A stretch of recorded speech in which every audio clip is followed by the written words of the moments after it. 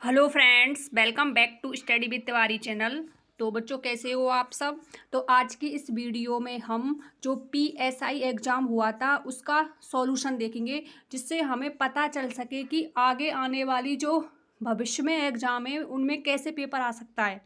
तो इसमें बच्चों मैंने अभी तक आपके लिए 40 क्वेश्चन तो करा दिए थे विद सॉल्यूशन, एक एक क्वेश्चन को डिटेल से। तो इस वीडियो में भी हम 20 क्वेश्चनों को फुल डिटेल से देखेंगे। तो आपने यदि मेरे चैनल को सब्सक्राइब नहीं किया है तो प्लीज़ गाइज आप पहले सब्सक्राइब कर लें और लेटेस्ट अपडेट पाने के लिए बेल आइकन को प्रेस करना ना भूलें। तो आज की इस वीडियो को हम स्टार्ट करते हैं। इसमें देखते हैं हम 41 नंबर का क्वेश्चन।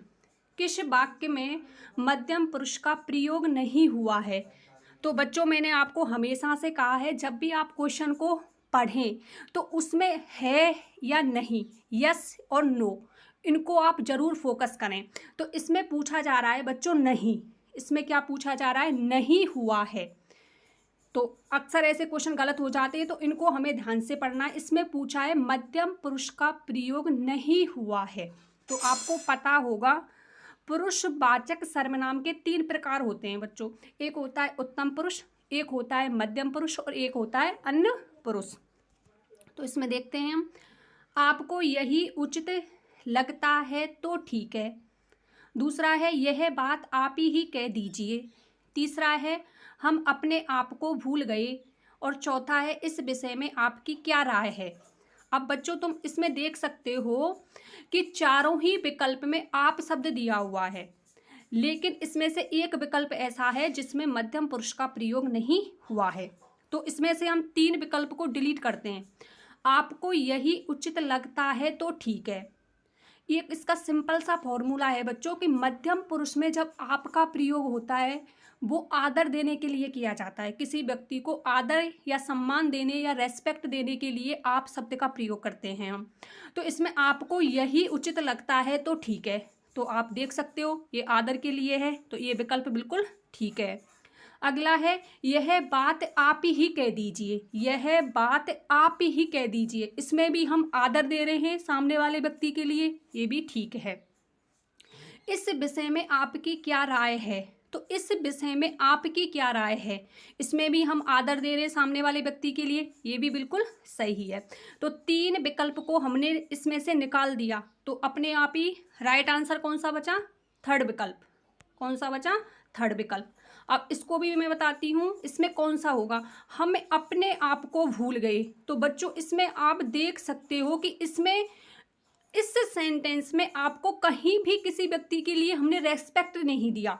इसमें ऐसा कोई भी भाव नहीं है जिससे हम किसी की रेस्पेक्ट कर रहे हों। इसमें क्या है? हम अपने आप को भूल गए, अपने आप को। तो ये स्वयं के लिए आया है। तो स्वयं के लिए जो शब्द है वो किस में होता है? निजवाचक सर्वनाम में। तो इसमें ये जो थर्ड विकल्प है ये किस में जाएगा? निजवाचक सर्वनाम में। नेक्स्ट,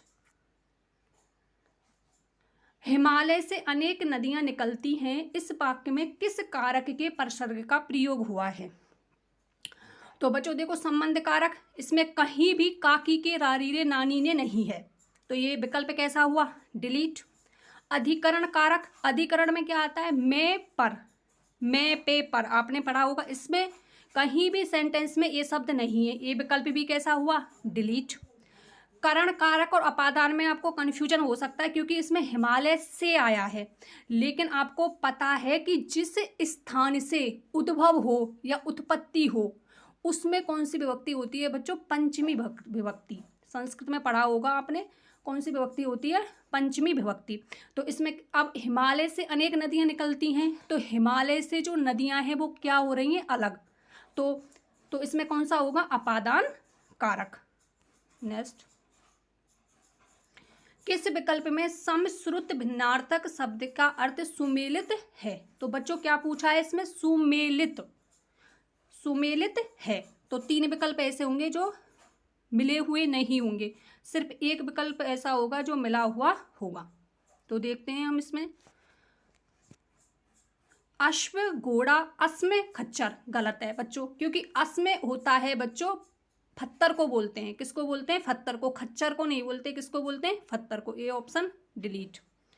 जलद और जलज, ये भी ऑप्शन डिलीट है बच्चों। आपको हमेशा ध्यान रखो बच्चों, जब भी शब्द के पीछे दे वर्ड आए, दे का मतलब होता है देने वाला, जल को देने वाला। तो देने वाला कौन होता है? बादल। और जब भी जल के पीछे जय वर्ड आए तो जय का मतलब होता है जन्म लेने वाला। तो ये किसमें जाएगा? जन्म लेने वाला कमल। तो ये कमल का पर्यायवाची हुआ, तो ये उल्टा कर दिया है इसमें। जलद होगा बादल का और जलज होगा कमल का। और एक शब्द होता है बच्चों जलधि। धी का मतलब होता है धारण करने वाला।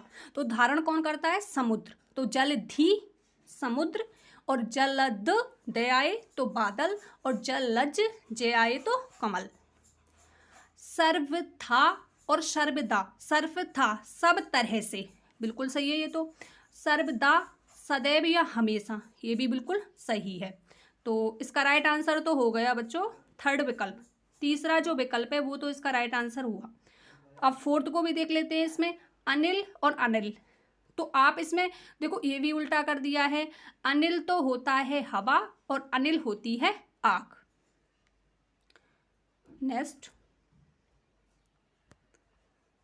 निश्चार्थक वृत्ति का प्रयोग किस वाक्य में हुआ है? निश्चार्थक वृत्ति का प्रयोग किस वाक्य में हुआ है? वेरी सिंपल, हमें सदैव सच बोलना चाहिए। तो बच्चों आपने संस्कृत में पढ़ा होगा, एक जो लकार होता है उसमें चाहिए अर्थ में होता है। तो इसमें हमें सदैव सच बोलना चाहिए, तो ये क्या हो गई? अज्ञार्थक वृत्ति हो गई। तो ये ऑप्शन डिलीट। भगवान सबका भला करे, भला करे, तो ये कौन सी वृत्ति हो गई? इसमें इच्छार्थक वृत्ति, ये ऑप्शन डिलीट। शायद वह आज आएगा, शायद वह आज आ जाएगा, तो शायद शब्द है इसमें, तो ये कौन सी हो गई? संकेतार्थक वृत्ति। तो ये ऑप्शन भी डिलीट। बचा कौन सा विकल्प? बी ऑप्शन, बच्चे ने पुस्तक पढ़ ली है। तो निश्चय अर्थ है इसमें, बच्चे ने पुस्तक पढ़ ली है, तो राइट आंसर बी विकल्प। नेक्स्ट, आवृत्ति मूलक पच से संबंधित वाक्य है। आवृत्ति मूलक पच से संबंधित वाक्य बच्चों, ये पुस्तक है, इसको आप पुस्तक पढ़ें। मोहन अध्यापक है। दूसरा है बालक पुस्तक पढ़ रहा है। बच्ची सो चुकी है, वह स्कूल जाता है। आवृत्ति का मतलब है आवर्ती होना, चलना, तो वह स्कूल जाता है। तो इसका राइट आंसर डी विकल्प। अगला है ये बच्चों कर्तरी है, ठीक है, इसको कर्तरी पढ़ना है आपको। कर्तरी वाच्य से संबंधित वाक्य है। तो संबंधित वाक्य पूछा, इसमें से एक कर्तरी वाच्य को आपको पता होगा। वाच्य का अर्थ क्या होता है? कहने योग्य। वाच्य का अर्थ होता है कहने योग्य। आपको पता होगा जब भी ये प्रत्यय लगता है तो आगे का जो शब्द होता है वो आदि वृद्धि हो जाती है। तो ये बना किससे है? बच धन ए से, बच धन ये से। तो वाच्य का अर्थ होता है कहने योग्य। आपको वाच्य तीन प्रकार के होते हैं, एक तो होता है कर्तरी वाच्य, एक होता है कर्म वाच्य, और एक होता है भव वाच्य। तो इसमें पूछा है कर्तरी वाच्य क्या है? चोर पकड़ा गया, चोर पकड़ा गया, यह बात उससे पता चली, लड़का पढ़ रहा है, किसान द्वारा फसल काट ली गई। तो बच्चों सिंपल सी इसकी ट्रिक है, कर्तरी वाच्य में जो कर्ता होता है उसके अकॉर्डिंग क्रिया होती है। इसमें क्रिया जो लगती है वो कर्ता के अकॉर्डिंग लगती है, और कर्म में जो क्रिया लगती है वो कर्म के अकॉर्डिंग लगती है। तो आप देखो इसका राइट आंसर होगा तीसरा विकल्प। लड़का पढ़ रहा है, तो लड़के के हिसाब से क्रिया का प्रयोग हुआ इसमें। यदि मैं इसको स्त्रीलिंग कर देती, लड़की कर देती लड़का की जगह, तो लड़की पढ़ रही है, तो ये चेंज हो जाता है इसका लिंग, इसकी क्रिया है जो चेंज हो जाती।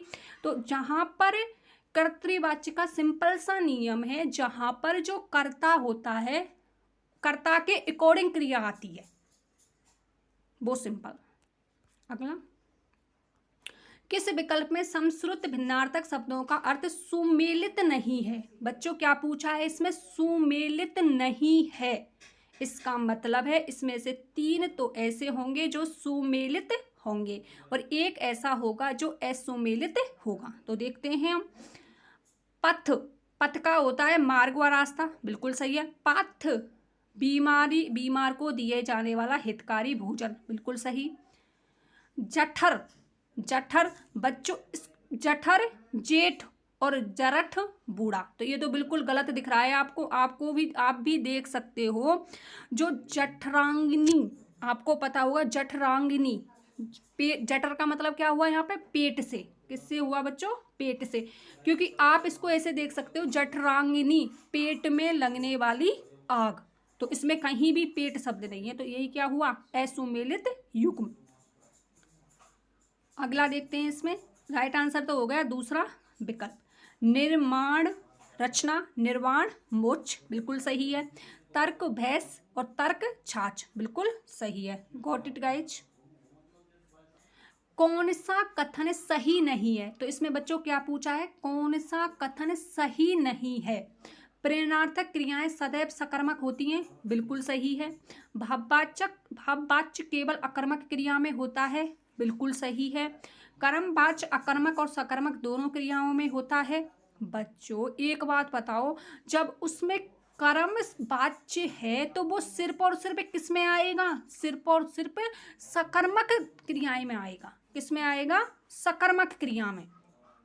अकर्मक तो इसमें बिल्कुल आ ही नहीं सकती। जब उसमें अकर्मक वाक्य दे दिया तो उसमें फिर कर्म कैसे आएगा, तो हम कैसे पहचानेंगे कि ये कर्म वाच्य है। तो हमेशा ध्यान रखो, भाववाच्य होता है वो सिर्फ अकर्मक क्रिया में होता है, कर्म वाच्य होता है वो सिर्फ सकर्मक क्रिया में होता है, और कर्तरी जो वाक्य होता है, कर्तरी जो वाच्य होता है वो अकर्मक और सकर्मक दोनों क्रियाओं में होता है।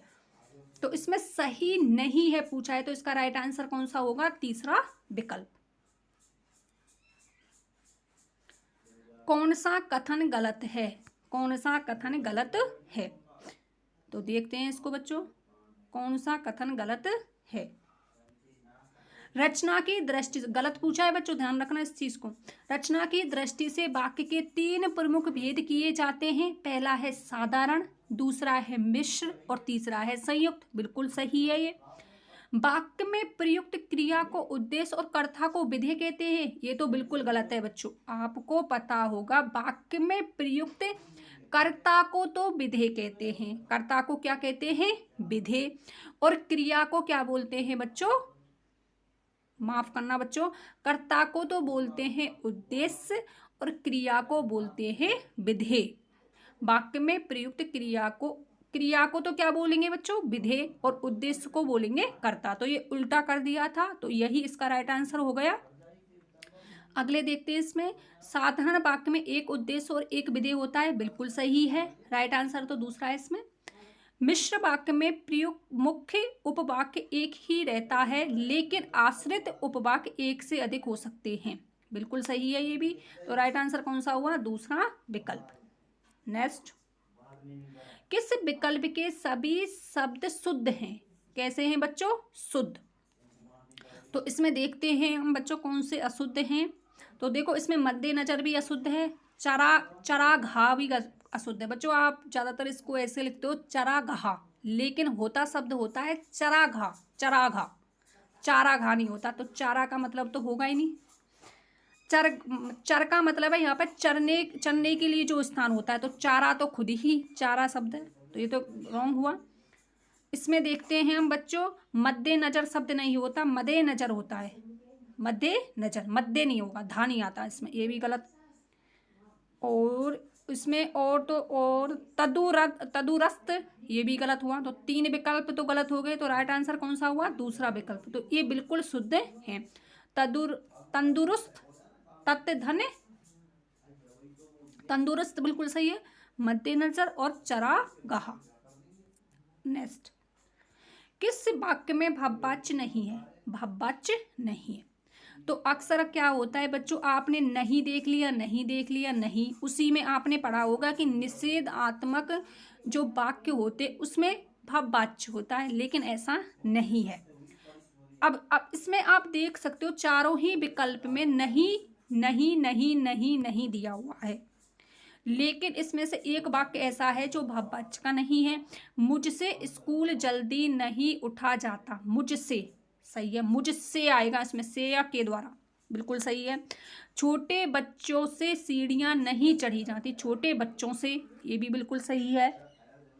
कमजोरी के कारण लड़के से चला नहीं जाता, कमजोरी के कारण लड़के से, ये भी सही है।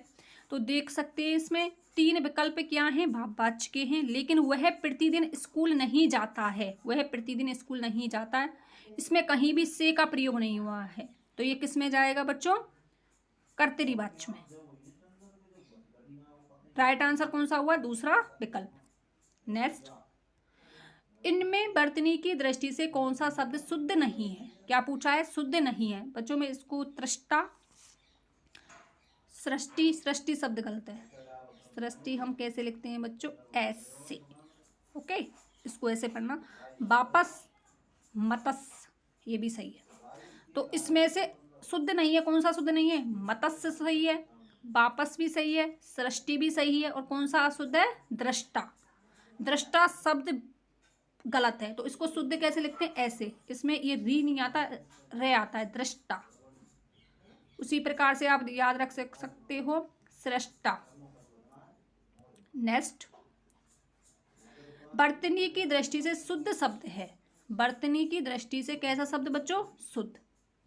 कैसा शब्द देखना है हमको? शुद्ध। देखो, वयस्क गलत, आपको पता होगा वयस्क ऐसे लिखते हैं, वयस्क। द्वितीय, ये भी गलत, क्योंकि द्वितीय कैसे लिखा जाता है? ता में बड़ी ई आती है, द्वितीय। दंपत्ति बिल्कुल सही है। बुधवार, ये तो बिल्कुल गलत है, क्योंकि बुधवार में बुध आता है, कैसा आता है? ये हलंत वाला, इसमें हलंत नहीं है। देख सकते हो बच्चों कैसी मामूली मिस्टेक है, इसमें हलंत नहीं है, बुधवार होता है। क्या होता है? बुधवार। तो राइट आंसर दूसरा विकल्प। तीसरा देखते हैं इसमें, इनमें विलोम शब्द युग्म नहीं है। इनमें विलोम शब्द युग्म नहीं है पूछा। स्थावर का जंगम, ये तो है। मूक का वाचाल, ये भी है। व्यष्टि का समष्टि, ये भी है। हार का परिहार नहीं होता। हार का क्या होता है बच्चों? जीत। हार का क्या होता है? जीत। तो राइट आंसर डी। नेक्स्ट देखते हैं, किस विकल्प के सभी शुद्ध अशुद्ध है? सभी शब्द कैसे हैं बच्चों? अशुद्ध हैं। अशुद्ध पूछा है, कैसे हैं? सभी होने चाहिए, एक दो नहीं। देखो मैं आपको बताती हूँ, इसमें अशुद्ध कौन से होंगे? भवनिष्ठ, इसमें दिया हुआ है भवनिष्ठ, धातव्य, भवनिष्ठ और धातव्य, धातव्य और भवनिष्ठ, और धातव्य और भवनिष्ठ। तो इसमें देखो शुद्ध तो ये है और ये भी शुद्ध है। अब इनके अलावा आप देख सकते हो कहाँ पर अशुद्ध है। देखो इसमें ठे, तो इसमें टे, तो ये ऑप्शन डिलीट हुआ। इसमें धातव्य है, उसमें धातव्य, ये ऑप्शन डिलीट। ये तो सही है, इसमें ये भी सही है, लेकिन इसमें सभी शब्द अशुद्ध हैं। तो कौन सा विकल्प होगा? तीसरा विकल्प। धातव्य कौन सा सही होता है? ये वाला। और भवनिष्ठ कौन सा सही होता है? ये वाला, नीचे वाला, भवनिष्ठ। तो ध्यान रखना इसको। नेक्स्ट, संयुक्त वाक्य का उदाहरण है। संयुक्त वाक्य कैसे होते हैं बच्चों? जिसमें और, अथवा, या का प्रयोग किया जाता है। दोनों ही जो वाक्यांश होते हैं वो कैसे होते हैं? स्वतंत्र होते हैं, आश्रित नहीं होते। तो उन्होंने जो कुछ दिया उसी से मुझे परम संतोष है, तो इसमें जो आ गया ये किस में जाएगा? मिश्र वाक्य में, तो ये ऑप्शन डिलीट। मैं आगे, वह ऐसी बात कहता है जिससे सबको बुरा लगता है, तो जिनसे आ गया, ये ऑप्शन डिलीट हुआ, मिश्र वाक्य का उदाहरण है। वहाँ जो कुछ देखने योग्यता मैंने सब देख लिया, तो इसमें वहाँ जो शब्द आ गया, ये भी कैसा है? मिश्र वाक्य। तो राइट आंसर कौन सा हुआ इसमें? तीसरा विकल्प। मैं आगे बढ़ गया और वह पीछे रह गया, तो वह आगे बढ़ गया, स्वतंत्र उपवाक्य है। वह पीछे रह गया, ये भी स्वतंत्र है। तो इसमें किस योजक चिन्ह का प्रयोग हुआ है? और का। तो इसमें राइट आंसर कौन सा होगा? तीसरा विकल्प। अगला, मैंने लड़के को पुस्तक पढ़ाई, ये पुस्तक है। मैंने लड़के को पुस्तक पढ़ाई उक्त वाक्य में प्रयुक्त क्रिया का भेद है। उक्त वाक्य में प्रयुक्त क्रिया का भेद है। उक्त वाक्य में प्रयुक्त क्रिया का भेद है। उक्त वाक्य में प्रयुक्त क्रिया का भेद है, तो आपको बताना है कौन सा है। मैंने लड़के को पुस्तक पढ़ाई उक्त वाक्य में प्रयुक्त क्रिया का भेद है। कौन सी क्रिया होगी? मैंने लड़के को, ये है पुस्तक, और पुस्तक तो दो कर्म हो गए इसमें, लड़का और पुस्तक। तो राइट आंसर कौन सा हुआ? द्वय कर्मक